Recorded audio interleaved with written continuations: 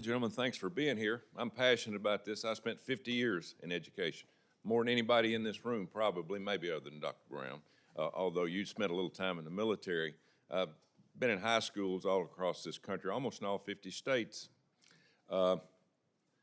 We've gone backwards. Here we're today talking about higher education, and I spent 30 years in that and done a lot of great things for a lot of kids, men and women, rich and poor. It's got to be merit-based, folks. If we don't merit-base this thing, we will not survive as an educational system. This country gives you an opportunity. I was in a situation where athletics was merit-based. I didn't care who you were. I had to win games. I recruited kids that had good grades, would go to class, and could play football. And if they couldn't do those three things and work at it, I didn't recruit them. It's got to be the same thing in college in terms of getting a good education. I know of a school that has a happiness degree. That ain't gonna get it. I'm for paying everybody's way to college, but not for a degree where when they get out, they can't get a job at Walmart. We need degrees that kids can prosper, then raise a family, and have a great life in this country. So, I'd like to ask each one of you just one question. Starting over with Dr. Gillen. Dr. Gillen, what factors do you see that have caused massive skyrocketing costs at our universities across the country? So I would argue that the main driver of higher college costs is what's called the Bowen revenue theory of cost. And so when you look at higher education, it's the Bowen revenue theory of cost.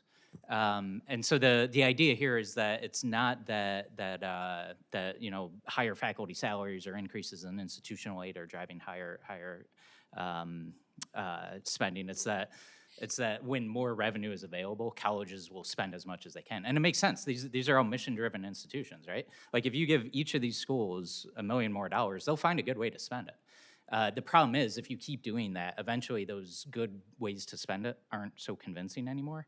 But when we have these mission-driven institutions, the more money they have, the more money they're going to spend. Dr. Lindsay? I think the opportunity that's before us is, as you say, to bring accountability and outcomes. And I think we have to be very intentional about the kind of formation that's occurring on our campuses. I'm really proud of the fact we have something called the Good Work Initiative, which is basically trying to transform on-campus employment opportunities where students are paid a little bit more than minimum wage to give them a little bit more spending money, but we also pair it with professional development and vocational discernment exercises to help them so that when they graduate, they actually have that kind of professional experience. It's a pilot. We've had good success with it. We're allowing the opportunity for more students to take on more leadership roles, giving them good things for their resumes, but also buttressing their opportunities when they graduate. Dr. Brown? Senator, I'll use a real example. I went to my Board of Trustees this upcoming year and said I would like to freeze tuition for 2 years at our school. They approved the freezing of the tuition. But when I looked at the cost of insurance, which is a subcomponent of that tuition, we had to go up. So the real cost to the customer, the family, was more. The same is true of the cost of dining, the cost of food that goes into a dining hall contract, and the cost of the utilities that it takes to run the campus. So my campus is much like any other business. Those costs we would not be able to absorb. And so our costs went up because cost in the economy went up. It was not that we would spend more because we had more. Those costs were real, and we had to realize those as a school operates just like a business in that sense. Dr. Hart? Thank you for the question. I would say in the community college sector, there hasn't been a massive skyrocket rising of prices. At Austin Community College, we haven't raised tuition in 12 years. I think we've raised it once in 15.